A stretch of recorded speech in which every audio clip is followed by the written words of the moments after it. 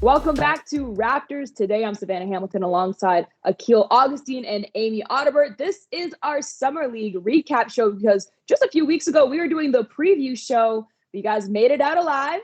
You guys maybe a little bit bags under the eyes. It's okay. I got pointed out, but Akil, how you feeling? Happy to be home. Watched some great basketball, but no place like Toronto, Ontario, Canada.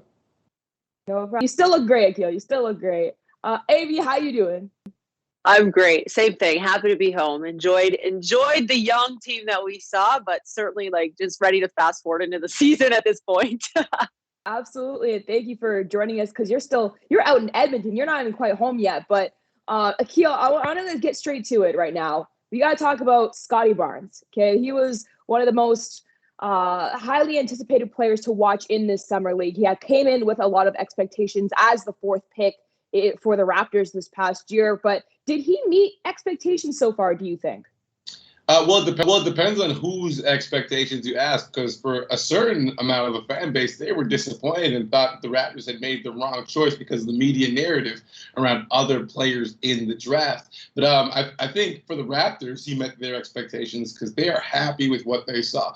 Coach Mutombo's philosophy or team mantra was playing hard is hard.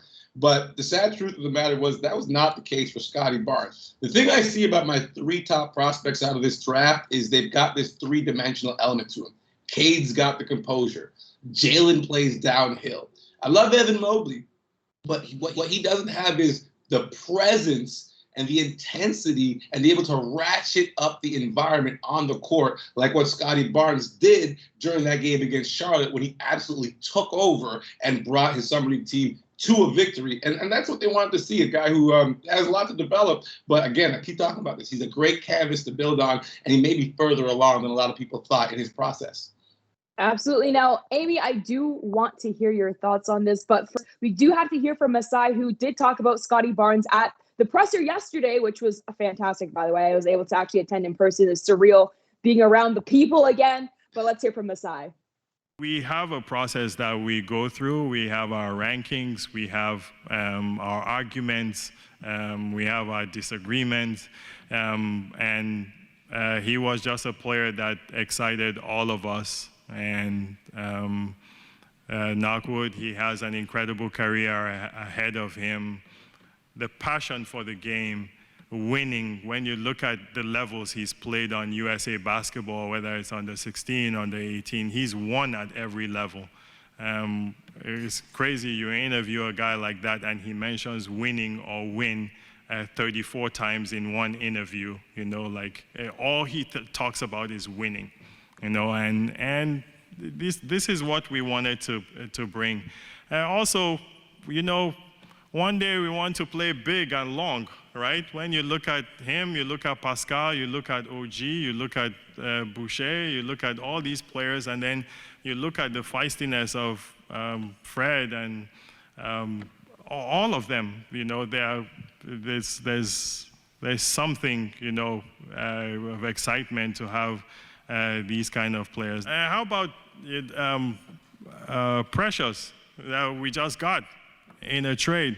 By the way, this is close to me. You guys can call me biased all you want. A kid that was actually in the Giants of Africa camp to come and play as a Raptor. That to me, is even moving the game forward. He's not a cheerleader. He's going to be, I think, a phenomenal NBA player. That this development means a lot to our organization, and we want to continue to grow like that. So yes, there's plenty of excitement about not only Scotty Barnes but all the young players and that we have. How about Delano? From right here in Toronto, a young player. We believe that we got him in a draft probably the year before. He would actually maybe be a high prospect next year, and we're excited about that. So, yeah, it might not be the big three and winning now, like you said, sir, the super teams, but in our minds it's a little super young, but super hopeful. I wasn't saying it was really nervous. It was just a huge rush of excitement. I'm really just excited to play and basketball my whole life. So it's not really a lot of nerves. You just got to get adjusted to the game, running up and down the speed, like I said, and then everything was just fine. Taking step by step at a time. Now you can watch the full presser on Raptors.com, but we also did a Raptors Today show that's still airing on the network, breaking down the presser and our thoughts as well. So Amy, I'm going to go to you now. What do you make of Masai's comments, but then also of Precious Achiuwa? Yeah. So first of all, I'd love to be part of those debates and arguments that he's talking about, because this is one of the most elite scout teams in the NBA. They've proven themselves time after time. And I tried to ask Masai at the end of last year what the secret was, and he won't give it away. So totally fair. But in particular, it was great to hear Masai check a lot of boxes with Scotty. You talk about the intangibles, the attitude of just wanting to come in and win. And that's, hopefully what every NBA culture aspires to be, but certainly something that's developed in Toronto or heightened recently. But then when he talks about on court, right, this wasn't just drafting the potential of a 6'9" guy. This is a plan. We want to play big. We want to play strong. And look at the pieces that they're assembling. So just in terms of fit or being in line with the long-term plan that we are so happy that Masai's going to be here for. And then we got to see him in Vegas, right? And so you do get a glimpse at what the plans are, what these conversations are. Certainly encouraging. But what really fired me up, Sav, was when he did start talking about Precious Achiuwa, because we know the bounce the guy brings. Again, we talk about the system and the style of play they want to play. The Raptors do want to play with this as a guy that can rip the ball off the rim. He loves to rebound, bust out dribble, get down the other way quickly. But really, for me, there is one organization that a young kid who plays in Giants of Africa can come to the States and play for Masai. We all look at Masai with a different kind of light to him. But if you're a camper in Giants of Africa, I'd like to think that it's even greater. And the one place you can come do that is with the Toronto Raptors. And so obviously I love his game and I love what he's bringing. But then there's that one other thing that reaches in your soul and pulls something out of you. And this is Precious with Masai in Toronto. If you're a part of this fan base and you're not pumped up just to see what that type of dynamic can lead to, not only off the court, but on the court, for this point. I'm so glad that you touched on that relationship with Precious and Masai, because that just goes to show you just how much change and creating programs and has a global impact in basketball. And so I was thrilled to see that Precious is living out his dream now, playing for the man who created that program to begin with. But Akil, we got to turn the direction of our conversation. We got to talk about a player that was here last year, but this is his first summer league, Malachi Flynn. Obviously, the April Eastern Conference Rookie of the Month. How did he show out? Because he does come in with some more NBA experience in this. Did he look like a veteran out there? Was he nervous at all? What did you find? Yeah, definitely. He came in with, I'm going to say this, airs of Fred VanVleet, a guy he shared just under 200 minutes on the floor with last year. But I remember when covering Fred with Summer League when he first got with the Raptors and with the 905, he didn't want to be there in the most respectful way possible. He didn't feel like he belonged there. And out the gate against the Knicks, you could tell that Malachi was head and shoulders the best player on the floor that game. 23 points, 4 or 5 field from 3. So, there were moments, as all, especially the challenge to the first summer league. But Malachi showed that he has that same build. He's taken on the lessons of a Lowry and a VanVleet, and listen. I think Raptor fans can worry less because they have a guy like Malachi Flynn who's learning not only to lead but play alongside Fred, and that's huge for this group. I was gonna comment, Akil, but try to ask. I'm sold. I'm all in on Malachi, especially knowing what he has to work with back home with the group and the player development group. Hey, and he did look a lot quicker, I thought, off the dribble, coming off of screens, all that good stuff. So, Amy, I do want to touch on another point guard on the Raptors, Rexdale's very own Delano Banton, 6'9" point guard. That's gee, like that's quite the length that, as Masai Ujiri talked about in the press, they want to play big, they want to play long. And I think that embodies an aspect of that. But please don't let me talk all over it. Like get right in. I want to know what you saw out there and like how he's going to contribute to this team. Well, when they went into a zone and put him at the top, it was like, oh, I'm so happy this is my squad, because that's tough. That's tough to touch the paint when Delano's out there. But yeah, let's get to the other end. I mean, did he look like a young guy who's having his first taste of NBA basketball? Yes, that's what Summer League's about, right? But the upside when he walks in the gym, I keep talking about the eye test, like his bounce is off the charts. And I think he averaged like 8 points and 6 rebounds in 22 minutes, a couple of steals. And so, I mean, when we talk about the development system, Akil just mentioned the 905 or the player development guys.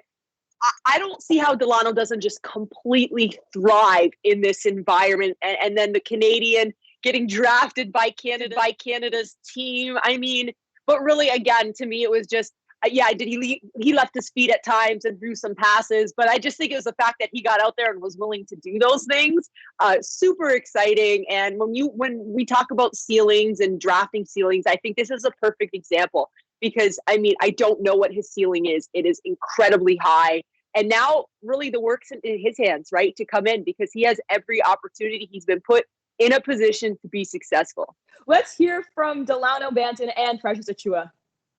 My first thoughts was just a dream come true, being able to, like I said, put on for my family and, just being a blessing to my family. And, it's been a lot. We had a long road and we've been through a lot, but we came a long way, but we also know there's a long ways to go. So, kind of just living in the moment and just understanding that, this is the start of my long journey. And, I want to have a long career in the NBA. So, I'm going to just continue to grind and, day in, day out and try and get better and, trust into the Raptors development that they're going to get me better. And, they have a long track record of doing so. So, I was really excited going into it. I'm loving it now. And finally that I got it official, it just feels great, man. It's a surreal feeling that it's hard to explain. I believe it's the Toronto Raptors system of play, versatility. If you look across the roster, you see guys like Pascal, OG, it's myself now, Scotty. We have a lot of guys that are tall, big guys, lengthy, athletic, that could just play the game of basketball. And I believe it's the system, just being able to, expand your game, being versatile, and it's great. Just being able to have guys like that could do multiple things. At the end of the day, it's winning. Like I said earlier, it's just being out there trying to do whatever it takes to win basketball games. And, that's what I was out there doing today, whatever it takes, whatever it took for us to win the game. Now, this class of players that are entering the Raptors this year, I don't know about you guys, but they strike me as players who really just want to be here. They want to play for Toronto. And, I feel like we haven't seen that, in the past as strong. Like, of course, everybody likes to be drafted, but they're really, truly working hard and putting their best effort out there in Summer League. But Akil, I'm going to go to you and ask you, what was your favorite moment? You know what? For me, my favorite moment happened very early in Summer League, right when I got off the plane. Actually getting to the airport here in Toronto, I got to share a flight with someone very familiar to the organization, Jama Malalela. And it's touching because he's just been hired by the Golden State Warriors for player development. And he was a huge part of what's been built here in Toronto and in Mississauga. And I think with the Warriors now having Jonathan Kuminga and James Wiseman as part of that core, he's going to play a really integral role in getting them back to where they need to be. But also, just as someone who admires the path least taken, Jama Malalela isn't someone you would have looked at. And I grew up with Jama, Oakwood versus Eastern, deep-rooted Toronto basketball rivalry. He didn't have the disposition that you thought of the traditional basketball coach. And it's great to see that the breadth of basketball and the way we treat the younger players and the types of mentors that we're giving our young NBA players is now starting to widen. And I think that's super important. The gentleman like him get in the door, and the great success he's having speaks well to what different types of temperaments around coaching can do. And hopefully, women coaches and other types of people can now start to pass on different messages to our young athletes. And the second one I'll throw in quickly, don't want to steal too much time from Amy, was just, I was at Strip Burger one night by the Wind. I was walking back to my room, and I saw Scotty Barnes, and he's by himself. And he had no headphones on, and he was just walking. And I wasn't being a stalker, but I watched him a second, came by, dapped, said hi, and then I watched him walk back through. And I saw him a couple times like this by himself, really chill, taking the moment. A lot's going in, and it spoke a lot to like having no crew around, not heading to a party. And so it was just really good sign for Raptors fans. Oh, I love that. I love hearing that. And of course, just Jama Malalela, like, you know, he's a part of this organization. He's left his imprint on the Raptors, but we love to see growth in careers individually as well. Amy, I'm going to throw it to you. What was your favorite moment of Summer League? Well, I can't just say one. I think it kind of first to reflect also what Akil's saying. You know, the NBA, if you cover the league, you make a lot of friends, and some consider even family, and we haven't got to see each other, especially us being in Canada for a long time. So first of all, just to be able to connect with some of my, you know, NBA or media family or whatever, just in person again was, it felt really good. We haven't, again, been able to do that for well over a year now. The second thought is Matt Morgan. I mean, you know, around the 905 organization, Matt Morgan, just every time his jersey, his number is called, like he steps up. He's never the top rotation guy, yet he always finds a way to like, I'm ready, staying ready. I mean, again, now we're doing on a national stage. You know, he's getting his interview on NBA TV with Ali Lafarge. I was just so happy for him. He comes out shooting the ball. He played point guard. He backed up Malachi. Like, he was a leader out there. Like, he was a leader amongst, you know, we don't talk about Mac Morgan enough because we talk about the high draft picks. And so I'm really curious, but also really excited to see where Matt takes his career next year. I think the Summer League was huge for him, and his success is so deserved. And then the last one we all saw is Wainwright's press conference, I think. And I was 2 feet in front of him when the question was asked just about getting the call. When we talk about the path less taken, I mean, this is a guy that 4 years at Baylor and then had to go overseas for a couple years. And again, like, we all feel, we've all struggled. We've all had, you know, some issues dealing with the last year and a half. And we forget that professional athletes, they have too. And it was kind of like this moment that I think took us all back, and just like talk about like creating like this family and like reaching out to the fans and feeling like you actually know somebody. And I think Ish Wainwright delivered this like answer and was super emotional and like just this human component. And that's really, really important, I think, in professional athletics. Absolutely. And shout out, just to your point, to Matt Morgan. He truly does not get enough flowers. So it's great seeing him on that national or international, if you want to even say, stage at Summer League. And so he really showed out. Talking about Ishmael, you know, you kind of stole my throw there, Amy, because we're going to go to that presser exactly when he was emotional right now. I want to write a book, because I've been through every emotion. Every single emotion you can think about, I've been through every emotion. I'm actually just hearing that, I get emotional now just thinking about it. It's been a journey. I don't think guys understand playing overseas is demanding. Especially this last year, it was very demanding. Probably the hardest. I'm getting emotional now thinking about it. Just, you know, being away from my family. Just, I'm here, and then I'm in the States. It's tough, you know.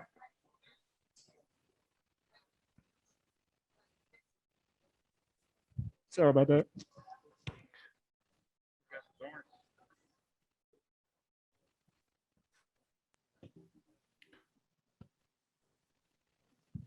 I don't think people understand. It's tough, and literally every emotion y'all can see.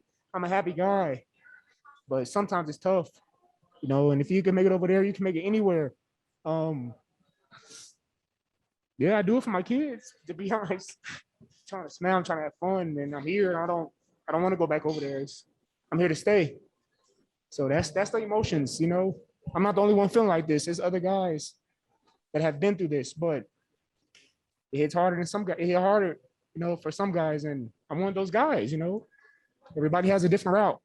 You got to appreciate a player that wears his heart on his sleeve. That's not something you see every day. A lot of guys are just trying to be tough and trying to, get on a roster, but he's being truly like transparent. He's like, this is how much this means to him. So I don't know. I love to see that. But Akil, I would love to hear your final thoughts? Well, my final thought kind of bleeds out of the Ishmael Wainwright situation in that, I mean, when guys come to the NBA, they want to come to stay. So a huge shout out to the PA and to the league for taking the Summer League situation so seriously. I love seeing the NBA kind of adopt some of the ethos of the NFL, because the NFL's got the, the position camps and the breakout camps and the mini camps, and they're really investing in how do we best prepare these young men for the professional life and the tempo and the pace and the physicality of the game, especially since they're moving away from the NCAA format. Shouts out to the NCAA for finally doing the right thing, by the way. But I think that was super important, and I'm just super happy the league continues to do that. It was a bit of a different experience for us this year, of course, as the media, but with all the health and safety protocols with coronavirus, hopefully we survive this.